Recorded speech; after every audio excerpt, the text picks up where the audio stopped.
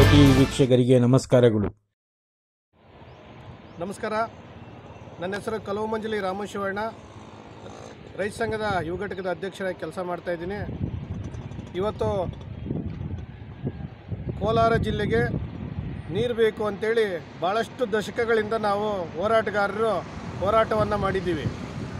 ಇವತ್ತು ಅವಿಭಾಜಿತ ಕೋಲಾರ ಮತ್ತು ಚಿಕ್ಕಬಳ್ಳಾಪುರ ಜಿಲ್ಲೆಗೆ ನೀರು ಬೇಕು ಅಂತೇಳಿ ಹೋರಾಟ ಮಾಡಿದಂಥ ಸಂದರ್ಭದಲ್ಲಿ ಇವತ್ತು ನಮ್ಮನ್ನು ಆಳುವಂಥ ಸರ್ಕಾರಗಳು ಚಿಕ್ಕಬಳ್ಳಾಪುರ ಜಿಲ್ಲೆಗೆ HN ವ್ಯಾಲಿ ಅಂತೇಳಿ, ಕೋಲಾರಕ್ಕೆ KC ವ್ಯಾಲಿ ಅಂತೇಳಿ ಹೇಳಿ ಇವತ್ತು ಕೋರಮಂಗಲ ಚಲಘಟ್ಟ ಬೆಂಗಳೂರಿನ ಕೊಳಚೆ ನೀರನ್ನು 2 ಹಂತದಲ್ಲಿ ಶುದ್ಧೀಕರಣ ಮಾಡಿ ಕೋಲಾರಕ್ಕೆ ಹರಿಸ್ತಾ ಇರ್ತಕ್ಕಂಥದ್ದು. ಚಿಕ್ಕಬಳ್ಳಾಪುರಕ್ಕೆ ಹೆಬ್ಬಾಳ ನಾಗವಾರ ಕೆರೆ ನೀರನ್ನು ಅವರು ಅಲ್ಲಿ 2 ಹಂತದಲ್ಲಿ ಶುದ್ಧೀಕರಣ ಮಾಡಿ ಚಿಕ್ಕಬಳ್ಳಾಪುರ ಕೆರೆಗಳಿಗೆ ಹರಿಸ್ತಾ ಇದ್ದಾರೆ. ಇವತ್ತು ಕೋಲಾರದ ಲಕ್ಷ್ಮೀಸಾಗರ ಕೆರೆಯಿಂದ ಇವತ್ತು ಹಾದು ಬರುವಂಥ ನರಸಾಪುರ ಕೆರೆ ಬಳಿ ನಾವಿದ್ದೀವಿ. ಇವತ್ತು ನರಸಾಪುರದ ಕೆರೆ ಬಳಿ ಇವತ್ತು ನೀವು ನೋಡ್ಬೋದು KC ವ್ಯಾಲಿ 2ನೇ ಹಂತದ ಶುದ್ಧೀಕರಣ ಆದಂಥ ನೀರು ಕೆರೆಗಳಲ್ಲಿ ಹರಿತಾ ಇದೆ. ಇವತ್ತು ನ್ಯಾಷನಲ್ ಹೈವೇ ಪಕ್ಕದಲ್ಲಿ ಇರ್ತಕ್ಕಂಥ ದೊಡ್ಡ ಕೆರೆ ಇದು. ಈ ಕೆರೆಯಿಂದ ಸುಮಾರು ಶ್ರೀನಿವಾಸಪುರ ತಾಲೂಕಿನ ಮುದುವಾಡಿ ಕೆರೆ ಇರ್ಬೋದು, ಬೇರೆ ಬೇರೆ ಸಿಂಗೇಳ್ಳಿ ವೇಮಗಲ್ ಕೆರೆಗಳಿಗಿರ್ಬೋದು ಹರಿಯುವಂಥದ್ದು ಇದೇ ಕೆರೆಯಿಂದ ಮುಂದೆ ಹರಿದು ಹೋಗುವಂಥದ್ದು. ಮತ್ತು ಈ ಕೆರೆಯಿಂದಲೇ ಮಾಲೂರು ತಾಲೂಕು ಮತ್ತು ಮುಳಬಾಗಿಲು ತಾಲೂಕಿಗೂ ಪಂಪ್ ಆಗುವಂಥ ಪಂಪಿಂಗ್ ವ್ಯವಸ್ಥೆ ಕೂಡ ನೀವು ನೋಡ್ಬೋದು.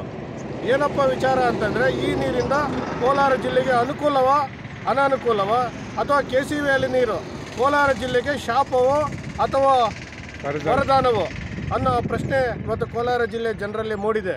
ಆ ವಿಚಾರವಾಗಿ ನಾವು ಇವತ್ತು ಮಾತಾಡಬೇಕು ಅಂತಂದರೆ, KC ವ್ಯಾಲಿ ನೀರು ಶಾಪವಾಗಿ ಪರಿಣಮಿಸ್ತಾ ಇದೆ. ಕಾರಣ ಇಷ್ಟೇ, ಒಳ್ಳೆಯ ಶುದ್ಧ ನೀರಲ್ಲಿ ಜೊಂಡು ಬರೋಕ್ಕೆ ಸಾಧ್ಯ ಇದೆಯಾ, ಅಥವಾ ಕೆರೆ ನೀರಲ್ಲಿ ಜೊಂಡು ಬರೋಕ್ಕೆ ಸಾಧ್ಯ ಇದೆಯಾ? ಒಳ್ಳೆಯ ಶುದ್ಧ ನೀರಲ್ಲಿ ಯಾವುದೇ ಕಾರಣಕ್ಕೂ ಬರೋದಿಲ್ಲ. ಕಾರಣ ಇಷ್ಟೇ, ನಾವು ಬಳಸುವಂಥ ನೀರಲ್ಲಿ, ಕೊಳಚೆ ನೀರಲ್ಲಿ ನಾವು ಮನುಷ್ಯ ಸೋಪು ಶಾಂಪು ಯೂಸ್ ಮಾಡ್ತೀವಿ. ಆ ನೀರನ್ನು 2ನೇ ಹಂತದಲ್ಲಿ ಶುದ್ಧೀಕರಣ ಮಾಡೋಕ್ಕೆ ಸಾಧ್ಯ ಇಲ್ಲ. ಆ ನೀರಲ್ಲಿ ನೈಟ್ರೇಟ್, ಫಾಸ್ಫರಸ್, ಭಾಳಷ್ಟು ಲವಣಾಂಶಗಳು ಕೂಡಿರೋದ್ರಿಂದ, ಭಾಳಷ್ಟು ವಿಜ್ಞಾನಿಗಳು ಹೇಳಿರೋದ್ರಿಂದ ಸೈಂಟಿಫಿಕ್ ಆಗಿ ಈ ನೀರನ್ನು 3ನೇ ಹಂತದಲ್ಲಿ ಶುದ್ಧೀಕರಣ ಮಾಡಿ, 3ನೇ ಹಂತ ಶುದ್ಧೀಕರಣ ಮಾಡಿ ಬಿಟ್ಟಿದ್ದೇ ಆದಲ್ಲಿ ನೈಟ್ರೇಟ್, ಫಾಸ್ಫರಸ್ ಅನ್ನೋ ವಸ್ತುಗಳನ್ನು ತೆಗಿಬೋದು. ಇಲ್ಲದಿದ್ದರೆ ಈ ನೀರಿನಿಂದ ಅಂತರ್ಜಲ ಕಲುಷಿತವಾಗ್ತದೆ. ಈ ನೀರು ಕೋಲಾರ ಜಿಲ್ಲೆಗೆ ಮುಂದಿನ ದಿನಗಳಲ್ಲಿ ಶಾಪವಾಗಿ ಪರಿಣಮಿಸ್ತದೆ. ಈ ನೀರಿನಿಂದ ಮಕ್ಕಳಿಗೆ ಬೋನ್ಸ್ ಪ್ರಾಬ್ಲಮ್ ಆಗ್ತದೆ. ಗಂಡು ಮಕ್ಕಳಿಗೆ ಒಂದು ಗಂಡಸ್ತನ ಅನ್ನೋದು ನಿಶಕ್ತಿ, ಹಳ್ಳಿ ಭಾಷೆಯಲ್ಲಿ ಹೇಳ್ಬೋದು, ಭಾಳಷ್ಟು ನೋವಿಂದ ಹೇಳ್ಬೇಕಾಗ್ತದೆ ಈ ವಿಚಾರವನ್ನು. ಗಂಡಸರ ಸಮಸ್ಯೆಗಳು ಉದ್ಭವ ಆಗ್ತದೆ, ಹೆಣ್ಣು ಮಕ್ಕಳ ಸಮಸ್ಯೆಗಳು ಉದ್ಭವ ಆಗ್ತದೆ ಅಂತೇಳಿ ಸೈಂಟಿಫಿಕ್ ಆಗಿ ಭಾಳಷ್ಟು ವಿಜ್ಞಾನಿಗಳು ಹೇಳಿದ್ದಾರೆ. ಆದರೆ ಸರ್ಕಾರನ ನಾವು ಒತ್ತಾಯ ಮಾಡ್ತಾ ಇದ್ದೀವಿ, ಬಜೆಟ್ಗಳಲ್ಲಿ 3ನೇ ಹಂತ ಶುದ್ಧೀಕರಣ ಬೇಕು ಕೊಡಿ ಅಂತ. ನಾವು ಕೇಳಿದ್ದು ಯಾವುದು? ಶುದ್ಧ ನೀರು. ಒಂದು ಕಡೆ ಎತ್ತಿನ ಹೊಳೆ ನೀರಾದರೂ ತಂದುಕೊಡಿ, ಇಲ್ಲ ಒಂದು ಕಡೆ ಕೃಷ್ಣಾ ನದಿ ನೀರಾದರೂ ತಂದುಕೊಡಿ ಅಂತ. ಇವತ್ತು ಕೋಲಾರ ಜಿಲ್ಲೆಯ ಜನ ನಾವು ಕರ್ನಾಟಕದ ಭೂಪಟದಲ್ಲಿ ಇದ್ದೀವಾ? ಅಥವಾ ನೀವು ಯಾಕೆ ನಮಗೆ ಮಳೆ ನೀರು ಕೊಡ್ತಾ ಇಲ್ಲ? ಬೆಂಗಳೂರಿಗೆ ನೀವು ಕಾವೇರಿ ನೀರು ಕೊಡ್ತಾ ಇದ್ದೀರಿ, ಕೋಲಾರಕ್ಕೆ ಯಾಕೆ ನೀವು ಅಲ್ಲಿ ಬಳಸಿ ಬಿಟ್ಟಿರ್ತಕ್ಕಂಥ ಕೊಳಚೆ ನೀರನ್ನು ನೀವು ಬಿಡ್ತಾ ಇದ್ದೀರಿ? ಯಾಕೆ ನಾವು ಕೋಲಾರದಿಂದ ನಿಮ್ಮನ್ನು 4 ಜನ MLAಗಳನ್ನು ಕಾಂಗ್ರೆಸ್ ಶಾಸಕರನ್ನು ಕಳಿಸ್ಕೊಟ್ಟಿದ್ದೀವಲ್ಲ? ಇವತ್ತು ಕಾಂಗ್ರೆಸ್ ಇರ್ಬೋದು, JDS ಇರ್ಬೋದು, BJP ಇರ್ಬೋದು, ಎಲ್ಲ ಪಕ್ಷಗಳನ್ನು ನಾವು ಕೇಳ್ತಾ ಇರೋದೊಂದು, ಎಲ್ಲ ಪಕ್ಷಗಳು ಆಡಳಿತ ಮಾಡಿದ್ದಾವೆ. ಆದರೆ 3ನೇ ಹಂತದ ಶುದ್ಧೀಕರಣಕ್ಕೆ ಯಾಕೆ ನೀವು ಒತ್ತು ಕೊಡ್ತಾ ಇಲ್ಲ? ದಯವಿಟ್ಟು ಈಗಲಾದರೂ, ನಾವು ಆರೋಪ ಮಾಡ್ತಾ ಇಲ್ಲ, ನಾವು ಕೇಳ್ತಾ ಇದ್ದೀವಿ ಸ್ವಾಮಿ, ನೀವು 3ನೇ ಹಂತದ ಶುದ್ಧೀಕರಣ KC ವ್ಯಾಲಿ ನೀರನ್ನು ಮಾಡಿಕೊಟ್ಟು ನಮ್ಮ ಕೋಲಾರ ಜಿಲ್ಲೆಯ ಜನರನ್ನು ಉಳಿಸಬೇಕು. HN ವ್ಯಾಲಿನೂ 3ನೇ ಹಂತ ಶುದ್ಧೀಕರಣ ಮಾಡಿ ಚಿಕ್ಕಬಳ್ಳಾಪುರ ಜನನ್ನು ಉಳಿಸಬೇಕು. ಯಾಕಂದರೆ ಈ 2 ಜಿಲ್ಲೆ ಕೂಡ ಅವಳಿ ಜಿಲ್ಲೆ, ಮೊದಲು ಒಂದೇ ಜಿಲ್ಲೆ ಇದ್ದಂಥವ್ರು. ಈ 2 ಜಿಲ್ಲೆಗೂ ಆದಷ್ಟು ಬೇಗ ಎತ್ತಿನ ಹೊಳೆ ನೀರನ್ನು ಕೊಡಬೇಕು. ಎತ್ತಿನ ಹೊಳೆ ನೀರು 2007ರಲ್ಲಿ ಪ್ರಾಜೆಕ್ಟ್ ಪ್ರಾರಂಭ ಆಗಿದ್ದಂಥದ್ದು. ಯಾಕೆ ಅದು ಪ್ರಾಜೆಕ್ಟ್ ಆಗಿದೆ? ಎತ್ತಿನ ಹೊಳೆ ಕೋಲಾರ ಜಿಲ್ಲೆಗೆ ನೀರು ಕೊಡಬೇಕು, ಚಿಕ್ಕಬಳ್ಳಾಪುರ ಜಿಲ್ಲೆಗೆ ನೀರು ಕೊಡಬೇಕು ಅಂತಲೇ ಎತ್ತಿನ ಹೊಳೆ ಆಗಿದ್ದು. ಆದರೆ ಏನಾಯಿತು, ಮೊದಲು 8,000 ಕೋಟಿ ಇದ್ದಂಥ ಪ್ರಾಜೆಕ್ಟು ಇವತ್ತು 12,000 ಕೋಟಿಗೆ ಹೋಯಿತು.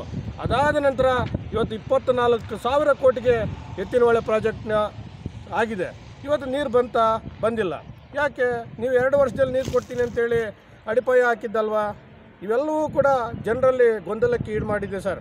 ಇವತ್ತು ಎತ್ತಿನ ಹೊಳೆ ನೀರು ಈಗ ಮೊನ್ನೆ ನಮ್ಮ ಉಪಮುಖ್ಯಮಂತ್ರಿಗಳಾದಂತಹ DK ಶಿವಕುಮಾರ್ ಸಾಹೇಬ್ರನ್ನ ನಮ್ಮ ಕೋಲಾರ ಜಿಲ್ಲೆಯ ಶಾಸಕರಾದಂಥ ವೆಂಕಟೇಶ್ವರ ಸಾಹೇಬರು ಕೇಳಿದರು, ನಮಗೆ ಎತ್ತಿನ ಹೊಳೆ ನೀರು ಯಾವ ವರ್ಷದಲ್ಲಿ ನಮಗೆ ಹರಿಯುತ್ತೆ ಅಂತ ಒಂದು ಪ್ರಶ್ನೆ ಮಾಡಿದ್ದಾರೆ. ಅದಕ್ಕೆ ನಾವು ಕೂಡ ಹಿಂದೆ ಹೋರಾಟಗಾರರು ಕೂಡ ಸುಮಾರು ಪ್ರಶ್ನೆಗಳನ್ನು ಮಾಡಿದ್ದೀವಿ. ಇದೆಲ್ಲಕ್ಕೂ ಉತ್ತರವನ್ನು ಕೊಟ್ಟಿರ್ತಕ್ಕಂಥ ಸರ್ಕಾರ 2027 ಅಥವಾ 28ಕ್ಕೆ ಕೋಲಾರ ಜಿಲ್ಲೆಗೆ ಎತ್ತಿನ ಹೊಳೆ ಹರಿಯುತ್ತದೆ ಅಂತ ಹೇಳಿದ್ದಾರೆ. ಅದೆಷ್ಟು ಮಾತ್ರ ನಿಜ ಇದೆಯೋ ಸುಳ್ಳಿದೆ ಗೊತ್ತಾಗ್ತಾ ಇಲ್ಲ. ಚುನಾವಣೆ ಸಂದರ್ಭಗಳಲ್ಲಿ ಹರಿಯುತ್ತೋ ಹರಿಯಲ್ಲ ಅಂತ. ಕೃಷ್ಣಾ ನದಿ ನೀರಲ್ಲೂ ನಮಗೆ ಪಾಲಿದೆ, ಯಾಕೆ ನೀವು ತರೆಯೋಕ್ಕಾಗ್ತಾ ಇಲ್ಲ? ಇವು ಆಂಧ್ರದ ಕುಪ್ಪಂವರೆಗೂ ಕೃಷ್ಣಾ ನದಿ ನೀರು ಬಂದಿದೆ, ಬಟ್ ಯಾಕೆ ಕೋಲಾರಕ್ಕೆ ಈ ಒಂದು ಬೆಂಗಳೂರಿನ ಉಚ್ಚೆ ನೀರನ್ನು ನೀವು 2 ಹಂತದಲ್ಲಿ ಶುದ್ಧೀಕರಣ ಮಾಡಿ ಬಿಡ್ತಾ ಇದ್ದೀರಿ? ಈ ನೀರಲ್ಲಿ ಜೊಂಡು ಬೆಳೀತಾ ಇದೆ. ಒಂದು ಜೊಂಡು ದಿನಕ್ಕೆ 70 ಲೀಟರ್ ನೀರನ್ನು ಕುಡಿಯೋಂಥ ಜೊಂಡು ಅಂತರ್ಜಲಕ್ಕೆ ಹೋಗೋಕ್ಕೆ ಸಾಧ್ಯ ಇದೆಯಾ? ಅಥವಾ ಒಳ್ಳೆ ಶುದ್ಧ ನೀರಲ್ಲಿ ಜೊಂಡು ಬರೋಕ್ಕೆ ಸಾಧ್ಯ ಇದೆಯಾ? ಇದೆಲ್ಲವೂ ಕೂಡ ನಮ್ಮ ಸರ್ಕಾರ ಗಮನಿಸಬೇಕು. ಈ ಒಂದು ನೀರನ್ನು 3ನೇ ಹಂತದ ಶುದ್ಧೀಕರಣ ಮಾಡಬೇಕು. ಇವತ್ತು ಮುಂದೆ ಬರುವಂಥ ಈ ನೀರಿನಿಂದ ಬರುವಂಥ ಕಾಯಿಲೆಗಳನ್ನು ತಡೆಗಟ್ಟೋಕ್ಕೆ ನೀವು ಏನೇನು ಮಾಡಬೇಕು ಅದನ್ನೆಲ್ಲ ಮಾಡಬೇಕಾಗ್ತದೆ. ಅದು ಆಗೋದು ಬೇಡ. ಆದ್ದರಿಂದ ನೀವು 3ನೇ ಹಂತದ ಶುದ್ಧೀಕರಣ KCVL ನೀರನ್ನು ಮಾಡಿ ಕೋಲಾರ ಜಿಲ್ಲೆಗೆ ಹರಿಸಬೇಕು, ಕೆರೆಗಳನ್ನು ಉಳಿಸಬೇಕು. ಇವತ್ತು ಭಾಳಷ್ಟು ಕೆರೆಗಳಿದ್ದಾವೆ ಕೋಲಾರ ಚಿಕ್ಕಬಳ್ಳಾಪುರದಲ್ಲಿ. ಇವತ್ತು 3,500 ಇಂದ 4,000 ಕೆರೆಗಳಿದ್ದಾವೆ.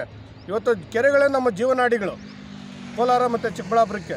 ಆದರೂ ಕೂಡ ಅವನ್ನು ಉಳಿಸುವಂಥ ಕೆಲಸ ನೀವು ಯಾಕೆ ಮಾಡ್ತಾಯಿಲ್ಲ? ಇವತ್ತು ನೀರಿನ ಮೂಲವಾದಂಥ ರಾಜಕಾಲುವೆಗಳು ಒತ್ತುವರಿ ಆಗಿದೆ. ಒತ್ತುವರಿಯನ್ನು ತೆರವುಗೊಳಿಸಬೇಕಾಗಿತ್ತು.